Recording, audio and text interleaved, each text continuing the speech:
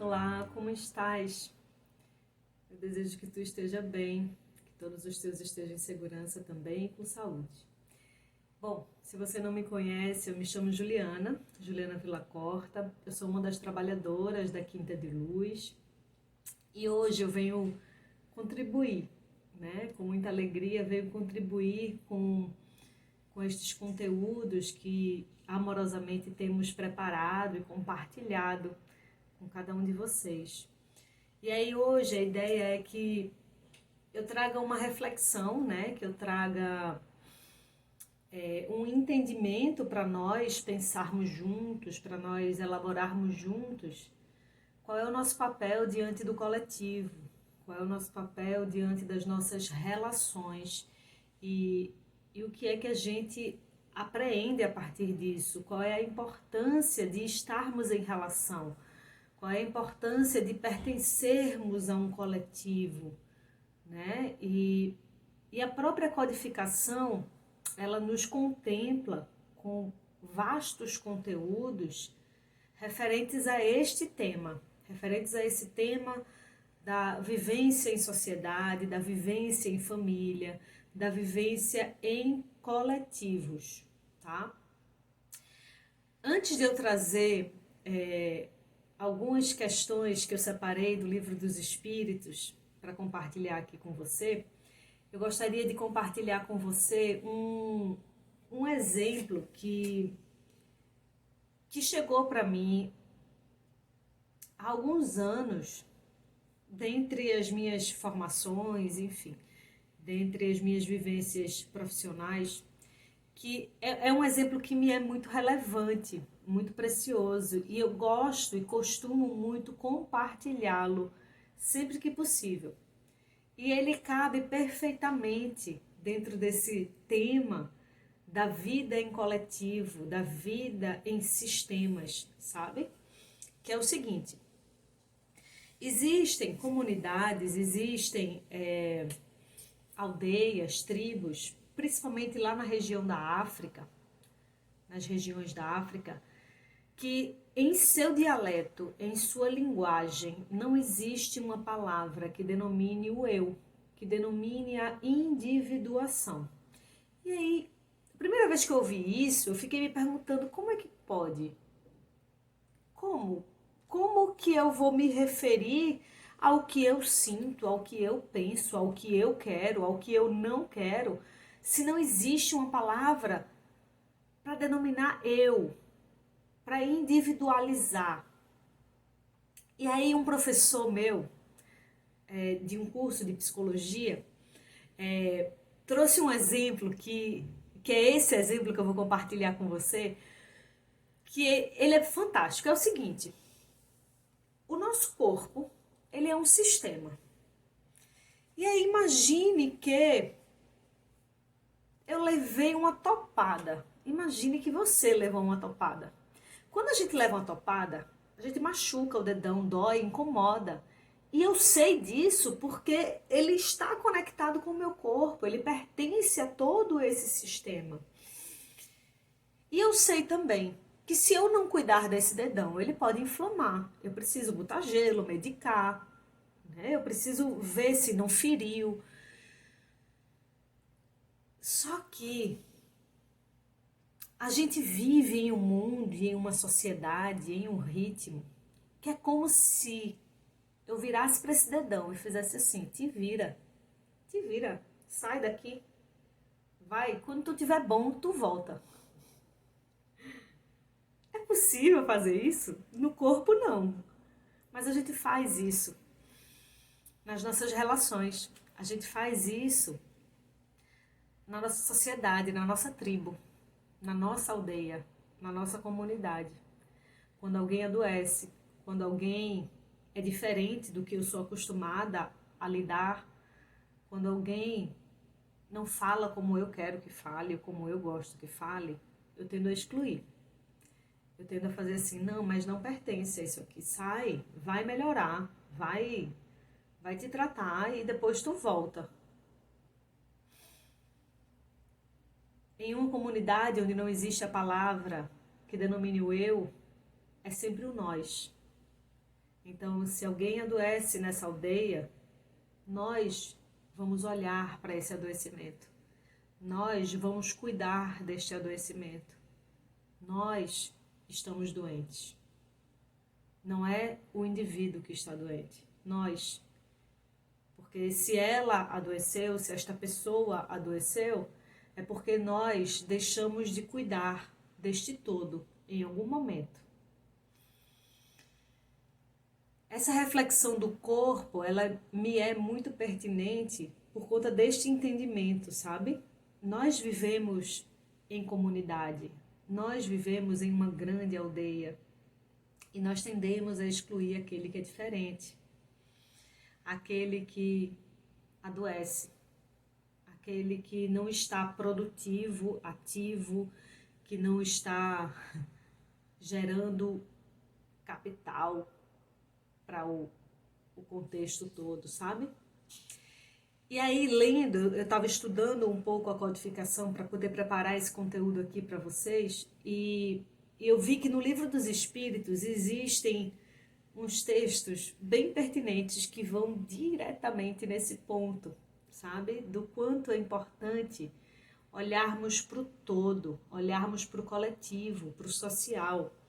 De verdade, nós, seres humanos, esse bicho humano que somos a única espécie de animal, né? Somos a única espécie animal que enquanto bebês, enquanto filhotes, somos incapazes de fazer qualquer coisa sozinhos. Se enquanto filhotes nós formos abandonados, nós morreremos de fome, de sede, porque a gente não sabe cuidar de si, do próprio corpo, enquanto filhote. Os demais animais do reino animal, em sua grande maioria, ficam sob a proteção dos pais ou da mãe por um curto período de tempo. Porque rapidamente esses animais aprendem a andar sozinhos, aprendem a caçar sozinhos, aprendem a compreender como que o próprio corpo e o próprio ritmo funciona, sem que as relações sejam o seu combustível principal. Nós não somos assim. Existem teorias inúmeras da própria psicologia, da própria antropologia, que nos convidam a essa reflexão do quanto é importante e fundamental para a nossa constituição enquanto ser humano a relação, a troca, o contato com outros, a partilha, o social. Vivemos em um contexto agora mais atual do que nunca, e a codificação, para mim, é extremamente atual, em que precisamos da cooperação, da horizontalidade, da partilha, sabe? Do coletivo, do ouvirmos-nos, vermos-nos, dar as mãos para que possamos ser mais e fortes e compreensivos. E aí eu vou compartilhar com vocês algumas perguntas que eu separei aqui do Livro dos Espíritos. No Livro dos Espíritos, você vai encontrar as leis morais, na parte 3, tá? Na parte 3 do Livro dos Espíritos, você vai encontrar as leis morais. E aí eu separei algumas questões que estão dentro da lei de sociedade, que é uma das leis morais, e da lei do progresso, que é outra das leis morais, tá? Então eu separei perguntas dessas duas leis, que você vai encontrar em qualquer livro dos espíritos que você tiver, que você acessar. E as primeiras perguntas que eu separei aqui para ler para você são as perguntas de número 766, 767 e 768. Que elas são as seguintes. Dentro dessa compreensão de necessidade da vida social, tá? A vida social está na natureza? Pergunta Kardec. E os espíritos respondem, certamente. Deus fez o homem para viver em sociedade. Deus não deu em vão ao homem a palavra, bem como todas as outras faculdades necessárias à vida de relação. O isolamento absoluto é contrário à lei natural? Pergunta Kardec. E a resposta, sim. Pois os homens buscam instintivamente a vida em sociedade. Além disso, todos devem concorrer para o progresso, ajudando-se mutuamente. A próxima pergunta. Ao buscar viver em sociedade, o homem apenas obedece a um sentimento pessoal ou há também nesse sentimento um objetivo providencial de ordem geral? A resposta. O homem deve progredir, no entanto, sozinho não o pode fazer, porque não está de posse de todas as faculdades. É preciso o contato com outros homens. No isolamento, ele se embrutece e se enfraquece. E aí Kardec comenta: nenhum homem possui todos os conhecimentos, e é pela união social que eles se completam uns aos outros, a fim de assegurarem o bem-estar mútuo e progredirem. Eis o porquê, tendo necessidade uns dos outros, estes são feitos para viver em sociedade e não isolados.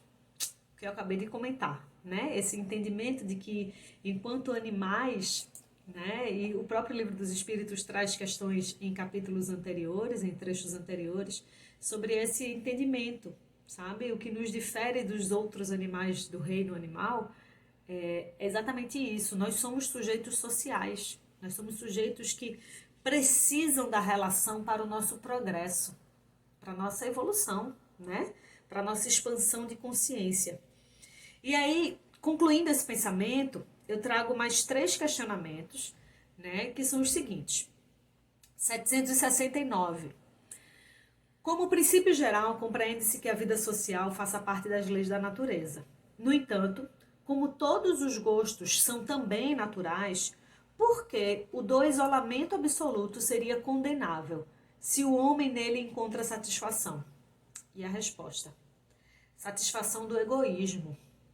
Há também homens que encontram satisfação na embriaguez. Devemos aprová-los por isso? Deus não pode considerar agradável uma vida pela qual o homem se condena a não ser útil a ninguém. Pergunta 770. O que pensar dos homens que vivem em reclusão absoluta para fugir ao contato pernicioso do mundo? Duplo egoísmo. Essa é a resposta. E aí essa mesma pergunta tem uma pergunta complementar. Mas e se esse retiro tem por objetivo uma expiação, sob o impositivo de uma penosa renúncia? Não é meritório? E a resposta: praticar o bem em maior proporção do que o mal que se tenha praticado, essa é a melhor expiação. Com esse retraimento, evitando um mal, o homem cai em outro, pois ignora a lei do amor e da caridade. Esse Livro dos Espíritos é babado, né? Não? E aí eu separei no capítulo 8, também do Livro dos Espíritos, mais 4 questionamentos, para a gente ir finalizando a nossa conversa, a nossa reflexão. Que é o seguinte: a pergunta de número 779 é esta: os seres humanos possuem em si mesmos o impulso para o progresso ou o adquirem mediante a educação? E a resposta: o ser humano desenvolve-se por si mesmo, naturalmente. No entanto, não progridem todos ao mesmo tempo e da mesma forma. É assim que os mais adiantados ajudam, pelo contato social, o progresso dos demais.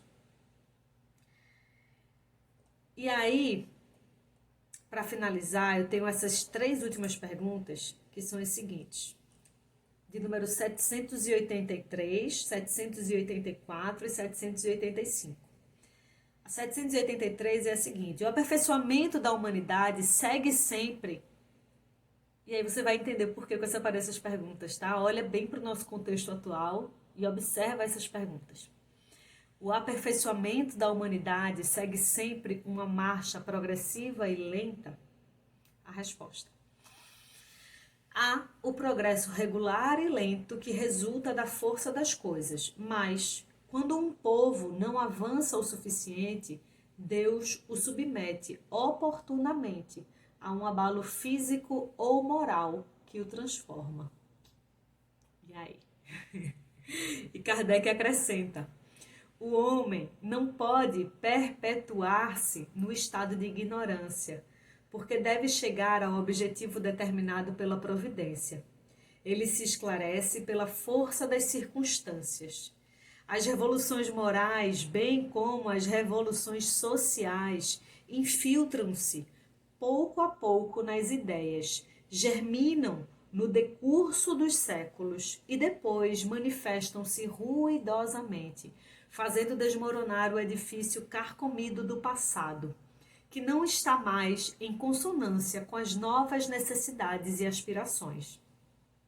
O homem geralmente não percebe nessas comoções mais do que a desordem e a confusão momentâneas que o atingem nos seus interesses materiais.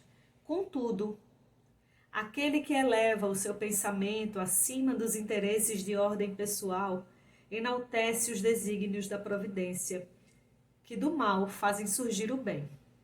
São a tempestade e o furacão que saneiam a atmosfera após terem revolvido. É muito bom, né? Quando a gente encontra essas respostas. E aí, seguindo, para a gente ir finalizando, a próxima pergunta. A perversidade do homem manifesta-se com muita veemência. Não parece que ele está recuando em lugar de avançar, ao menos do ponto de vista moral? É engano seu, respondem os espíritos. Observe bem o conjunto e verá que ele avança, pois vai compreendendo melhor o que é o mal e gradativamente corrige os seus abusos. Olha essa frase, gente. É preciso que haja excesso do mal para fazer-lhe compreender as necessidades do bem e das mudanças. A última pergunta que eu lhes trago: qual o maior obstáculo ao progresso? O orgulho e o egoísmo. Refiro-me ao progresso moral, porque o intelectual avança sempre. Este último parece, num primeiro momento, dobrar a intensidade do egoísmo e do orgulho, desenvolvendo a ambição e o amor pelas riquezas que, a seu turno, estimulam o homem às pesquisas que esclarecem o espírito. É assim que tudo se relaciona no mundo moral como no mundo físico, e que do próprio mal pode resultar o bem. Mas esse estado de coisas deve durar apenas um tempo. Modificar-se-á à medida que o homem compreender melhor que, além do gozo dos bens terrenos, há uma felicidade infinitamente maior e infinitamente mais durável.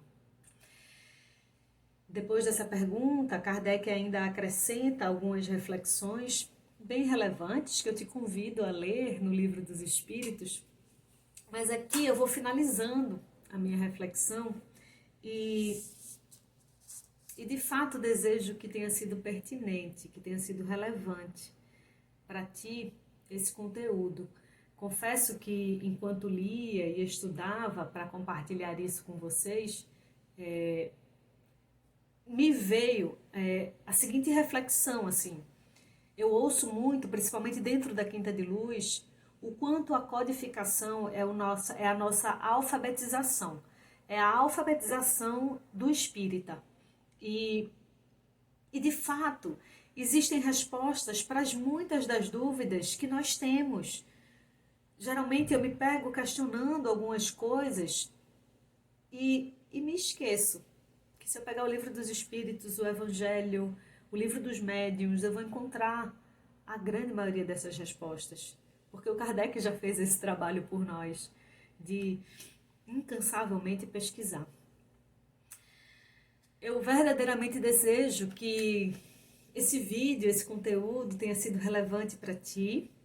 Te convido, uma vez que estamos falando de coletivo, a fomentar tudo isso que temos partilhado amorosamente com vocês, curtindo, comentando, compartilhando, enviando e-mail para nossa casa, porque estamos verdadeiramente a serviço. Então, a depender da rede social em que você está assistindo esse vídeo, curte, comenta, compartilha para que chegue a cada vez mais pessoas essas mensagens que estamos com muita alegria organizando e vinculando para cada um de vocês, tá bem?